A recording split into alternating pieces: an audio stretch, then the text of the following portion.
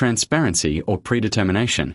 The timeline raises legitimate questions whether the Council's response is genuinely fair and representative, or instead indicative of a predetermined outcome, depends on one fundamental question. Did public consultation genuinely shape the proposals? Or was it used primarily to legitimize decisions that had already been driven by technical work and policy direction? The documented timeline reveals two competing narratives. On one hand, the Council can point to a lengthy process of technical assessment and due diligence. The site has been promoted through the local plan process since 2020. It has been subject to extensive environmental, transport, heritage and infrastructure studies. The Council also states that consultation influenced changes, including reducing the scale of development, and removing options that would have affected ridge and furrowland, and Kidsgrove Athletic Football Club. One aspect of the timeline for which I have been unable to find any supporting evidence relates to a decision reportedly made in 2023. The City Council states that the Packmoor H58 land was deemed surplus to operational requirements. Could the Council confirm whether a formal assessment was undertaken to support that conclusion? If so, what was the nature of that assessment? And at which Cabinet meeting was the decision considered? I would also be grateful if the Council could identify the relevant Cabinet report and the meeting minutes that record and justify this decision. However, the timeline also tells another story. The repeated promotion of this site over several years suggests a clear and sustained commitment to its development. More importantly, many of the changes presented as evidence that the consultation worked appear, on closer examination, to have been necessary responses to technical constraints that had already been identified before residents were ever asked for their views. This distinction matters. When changes required by technical evidence are presented as outcomes of public consultation, it risks creating a misleading impression of how much influence local residents actually had. Public confidence is damaged when amendments driven by engineering, environmental, or planning requirements are credited to consultation, because it blurs the line between decisions that were unavoidable and decisions that genuinely reflected the views of the community. Infrastructure provides perhaps the clearest example. The technical evidence demonstrates that major infrastructure requirements, including the proposed East-West Link Road and highway improvements, were identified before the consultation exercise. If these measures were already considered necessary to make the development acceptable, then they were not concessions secured through public engagement. They were pre-existing planning requirements. Residents deserve to know where technical necessity ends and genuine public influence begins. That is why I ask the Cabinet and senior officers to provide clear and unequivocal answers to the following questions.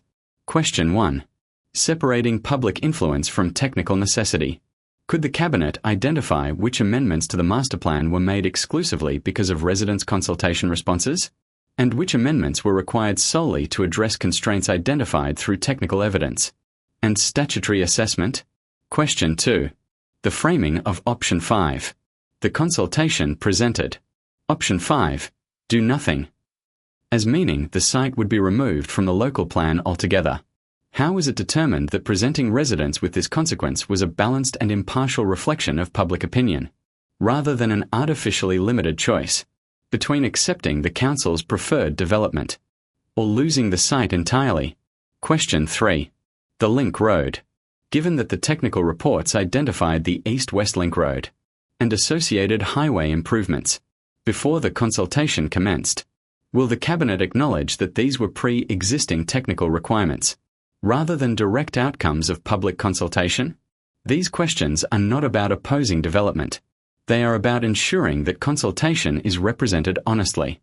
The concern is not that technical studies were undertaken. They should have been. The concern is whether the Council has accurately explained why changes were made. Technical compliance should not be presented as community influence if the evidence shows those changes were already required. Option 5. A false choice? One issue deserves particular scrutiny.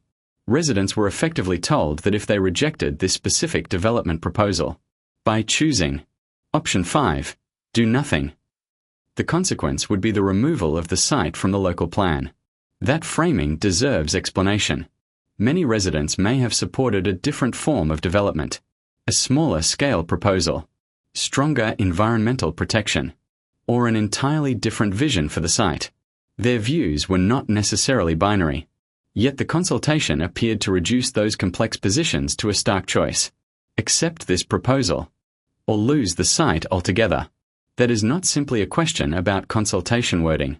It goes to the heart of whether residents were offered a genuine opportunity to influence outcomes, or whether they were presented with options that naturally steered them towards one preferred result. Today, it is not the public that is under scrutiny. It is this administration's consultation process. Our community has consistently asked for only three things: transparency, honesty, and meaningful engagement. Councillor Ashworth has often said, "There is a difference between listening and agreeing." I agree, but there is an even more important distinction. There is a profound difference between hearing what residents say and demonstrating that their voices genuinely influenced the decisions that followed. That is the standard against which this consultation should ultimately be judged.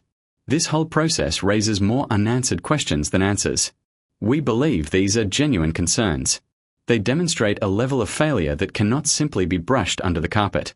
The recent Overview and Scrutiny Committee meeting clearly demonstrated this tension. The division on the matter was stark. A 50-50 vote on Option 5 was only defeated by the Chair's casting vote. The Cabinet has one clear decision to make on Tuesday the 14th, to base its decision on the evidence and on the facts. Ask yourselves this: have the residents of Great Chell and Packmoor been treated fairly? Have they been provided with all the relevant information from the outset?